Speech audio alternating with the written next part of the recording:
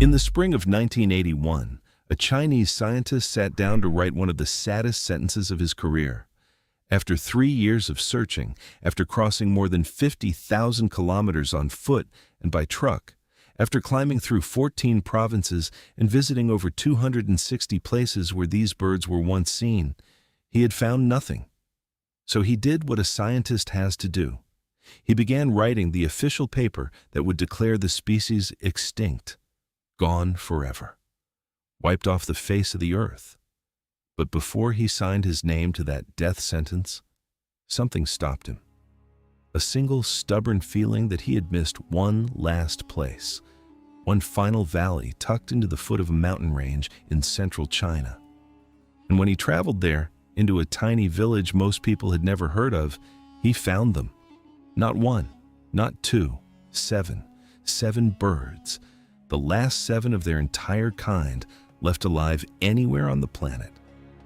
What China chose to do next to protect those 7 birds is almost impossible to believe. They didn't just build a fence around a nest. They rewrote the rules of entire mountains. They banned things across whole counties. They changed how thousands of farmers grew their food. They smeared butter on trees. They hung nets in the sky. And over the next 40 years, those 7 fragile birds became a number so large it stunned scientists around the world. This is the story of the crested ibis. And by the end of this video, you're going to understand why what happened on these mountains is one of the greatest comeback stories in the history of life on Earth. But there's also a twist hidden inside this story, a secret about these 12,000 birds that even most bird lovers have never heard. And I'll reveal it near the end. So stay with me all the way through, because it changes everything. Before we go deeper, if you love stories about nature pulling off the impossible, do me one small favor right now. Tap that subscribe button and hit the bell. This channel is built for people who want the incredible true stories nobody else is telling, and it genuinely helps more than you know. All right, let's get into it. Let's start with the bird itself, because to understand why anyone would go to such extreme lengths, you have to understand what the crested ibis actually is. It's a striking creature about the size of a large duck, with snow-white feathers that turn a soft pink toward the wings and tail. It has bright red skin on its bare face, long slender legs, and a long black curved beak that sweeps downward like a scythe. On the back of its head sits a crest of feathers that fans out like a small crown. In East Asia, people didn't just see a bird, they saw a symbol. For centuries, it was considered a bird of good fortune, a holy creature, an omen that better days were coming. The Chinese call it the Oriental gem. And here's the first fact that most people in the West have never heard. This bird is ancient. Scientists believe the crested ibis has existed in some form for over 60 million years. And that means its ancestors were flying over this planet back when creatures we can barely imagine still walked the earth. It survived ice ages. It survived shifting continents. It survived everything nature could throw at it for tens of millions of years. And then, in a single century, it almost vanished completely. Not because of an asteroid, not because of a volcano, because of us. For most of history, the crested ibis lived all across East Asia. It flew over China, over the Korean peninsula, over Japan, and over the far east of Russia. There were so many of them that no one thought twice about seeing them in the rice fields. But in the 20th century, everything changed. Forests were cut down for timber and farmland, erasing the tall old trees the birds needed to build their nests. Wetlands were drained, and most deadly of all, farmers across the region began soaking their fields in chemical pesticides and fertilizers. Those chemicals wiped out the small fish, frogs, snails, and insects that the ibis depended on to survive. The birds were quietly starving in a poisoned landscape. One by one, the countries lost them. In Russia, the crested ibis disappeared around 1963. In Korea, it was gone from the wild by 1975. And then there was Japan, and this is where the story takes a turn so strange it almost sounds made up. Here's something almost nobody outside of Asia knows. The scientific name of this bird is Nipponia nippon. Say that again slowly. Nipponia nippon. It's named after Japan. Nippon is the Japanese word for Japan itself. This was considered one of Japan's national birds, a treasure woven deep into their history and art for well over 1,000 years. And yet, Japan could not save it. Their wild population collapsed. In desperation, Japanese experts captured the last few surviving wild birds and tried to keep them alive in captivity. But it was too late. The very last crested ibis, born in the wild in Japan, was a bird named Kin. She grew old and blind and weak. And in 2003, she died after injuring herself in her enclosure. With her death, the bird named after Japan was gone from Japan forever. Think about the weight of that. A country watched its own national symbol, a bird that literally carried its name, slip through its fingers and disappear. By the late 1970s, the world had quietly accepted a terrible conclusion. The crested ibis was probably extinct everywhere. It was written off, finished, a ghost, which brings us back to that Chinese scientist. His name was Liu Yinzheng. In 1978, the Chinese Academy of Sciences gave him a mission that felt more like a farewell than a search. Go across China. Find out, once and for all, whether a single crested ibis still breathes anywhere in the country. And so he went. For 3 years, he walked and traveled through the countryside, carrying pictures of the bird, showing them to villagers, asking the same question over and over. Have you seen this bird? Again and again, the answer crushed him. No. Or worse, yes, but we killed it years ago for its beautiful feathers. He covered more than 50,000 kilometers. That's like walking around the entire planet, and then some. He searched 14 provinces. He visited more than 260 locations where the bird had once been recorded, and he found absolutely nothing. As he later admitted, he had come to believe his real job was simply to prove the bird was gone, to scout every last corner of China just to confirm the funeral. But he asked for one final trip. To Yangtze County in Shanxi Province at the southern foot of the Great Qinling Mountains. This was rugged country, forested foothills folding into rice terraces and quiet streams, the kind of remote landscape where a species might just manage to hide from the modern world. And on a night in May of 1981, everything changed. He described seeing a crested ibis fly across the sky and his team running after it through the fading light, hearts pounding, hardly daring to believe their eyes. In the woods, they found them. 2 adult pairs and 3 fluffy chicks nestled high in the trees. 7 birds, possibly the only wild crested ibises left on the entire earth. The man who came to write an obituary had instead found a heartbeat. He later published a new paper, and this time, the title carried no grief. It announced the recovery of the crested ibis. A species the world had already buried was, against every expectation, still alive. Now imagine you are the one who just found the last 7 members of an ancient species. 7 birds standing between this creature and total extinction. What do? Because whatever you do next, you cannot afford a single mistake. And this is where the story becomes truly unbelievable and where these mountains were changed forever. But first, quickly, if this story is giving you chills the way it gave me chills when I first researched it, let me know in the comments. Just type the word ibis so I know you're still watching.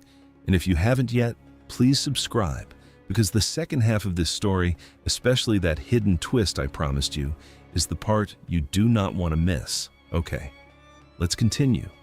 The Chinese response to those 7 birds was not gentle. It was total.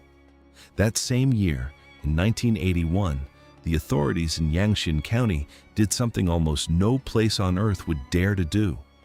They began banning things, not for a week, not for a season, For decades, and across enormous stretches of land, they banned hunting, they banned cutting down the forests, they banned the use of chemical pesticides and fertilizers across the birds' range, and then they banned something you might never expect. They banned blasting. No explosives in the local mines and quarries near the ibis habitat, because the shock waves and disturbance could scare the birds or destroy their nesting trees. Think about that for a second. An entire region agreed to hold back its own mining, its own logging, its own modern farming, all to protect a handful of birds most of the villagers had barely noticed before. But banning things was only the beginning. The truly remarkable part is what they built in place of the old ways. Scientists realized that the crested ibis depends on a very specific kind of landscape. It feeds in shallow flooded rice paddies, hunting for loaches, small fish, frogs, and snails in the mud. So the people of these mountains didn't just protect the wildland, they redesigned their farmland to feed the birds. They kept the old winter-flooded rice fields alive, the kind modern farming had been abandoning. Most farmers drain their paddies in winter, but a dry winter paddy is a dead zone for an ibis. So here, the people did the opposite. They kept water in the fields through the cold months on purpose, so the birds would always have a place to hunt. They dug deep grooves into the drained paddies with tractors so that water would pool in the channels and fill up with the tiny creatures the ibis loves to eat. They restored hundreds of acres of natural wetland. They planted thousands of acres of new forest to give the birds tall trees to nest in. They dredged and cleaned dozens of kilometers of ditches and streams. In effect, they turned an entire mountain region into a giant living dining table set for one very special guest. Every rice field, every pond, every stretch of forest was quietly reshaped around the needs of a bird that, only a few years earlier, the world had assumed was already gone. And then there was the protection of the nests themselves, which is where human cleverness really shines. Guards were assigned to watch the nesting trees 24 hours a day, day and night, through the whole breeding season. But the biggest threats weren't human. They were snakes and weasels that could climb the trees and devour the eggs and chicks. So the guardians got creative. They wrapped smooth, umbrella-shaped sheets of metal around the tree trunks, angled so that a climbing snake would slide right back down, unable to get a grip. They even smeared butter and grease on the trunks to make them impossible to climb. And just in case a young chick tumbled out of the nest before it could fly, they strung nylon safety nets beneath the trees to catch the falling babies before they hit the ground. During harsh droughts and brutal cold snaps, when the birds couldn't find enough food on their own, the keepers stepped in and hand-fed them fresh loaches to keep them alive through the worst of it. Nothing was left to chance. Every single bird mattered, because in the beginning, every single bird was almost the whole species. Slowly, painfully, it began to work. In 1990, China opened a special captive breeding center in Yangxian to boost the numbers even further and protect the bird's fragile gene pool. Scientists learned to incubate the eggs artificially, adjusting the temperature by tiny amounts to help the embryos develop. When a chick was ready to hatch, keepers checked on it every couple of hours to see if it needed help breaking out of its shell. Newborns were fed with droppers, given a careful diet of loach and mealworms, and raised until they were strong enough to survive. And here's where the numbers start to feel like magic. 7 birds in 1981, then a few dozen, then hundreds, then thousands.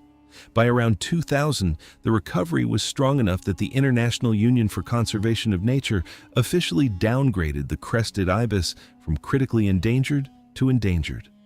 That may sound like a small change in wording, but in the world of conservation, it's a monumental step back from the edge of oblivion.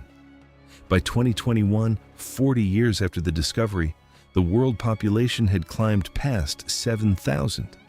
And by the end of 2025, the global number of crested ibises had soared beyond 12,000 birds, with their habitat expanding from less than 5 square kilometers at the start to more than 20,000 square kilometers today. 7 birds became 12,000. It is, without exaggeration, one of the most successful rescues of a species in human history. But I promised you a twist. And now it's time to reveal the secret hiding inside those 12,000 birds. The thing that even many nature fans have never heard. Because when scientists sequenced the DNA of the crested ibis, they discovered something both astonishing and a little unsettling. Every single crested ibis alive today, all 12,000 of them, is not descended from 7 birds. Genetically, they trace back to just 2 breeding pairs. 2. Of those 7 birds found in 1981, it was effectively the offspring of 2 couples that carried the entire future of the species forward. That means every crested ibis flying over Asia right now is, in a sense, part of one enormous extended family, all cousins descended from a tiny handful of survivors. And that carries a real cost. Genome studies show that the genetic diversity of the crested ibis today is only about half of what it was a century ago. Because the whole population squeezed through such a narrow bottleneck, the birds are heavily inbred. Scientists have found harmful mutations built into their DNA, which can lead to embryos that fail to develop and chicks that die young. In other words, the crested ibis was pulled back from extinction, but it is still carrying the scars of that near-death experience in every cell of its body. The recovery is real, but it is fragile. And the work to protect these birds and widen their gene pool is far from over. Still, the human side of this story has a beautiful ending that almost nobody expects. Remember all those bans on pesticides and chemical fertilizers, the ones the farmers had to accept to save the birds? At first, that sounds like a sacrifice. Lower yields, harder work, less money. But something surprising happened. Because the farmers around the ibis stopped using chemicals for decades, their rice became genuinely organic, clean, chemical-free, and people were willing to pay a premium for it.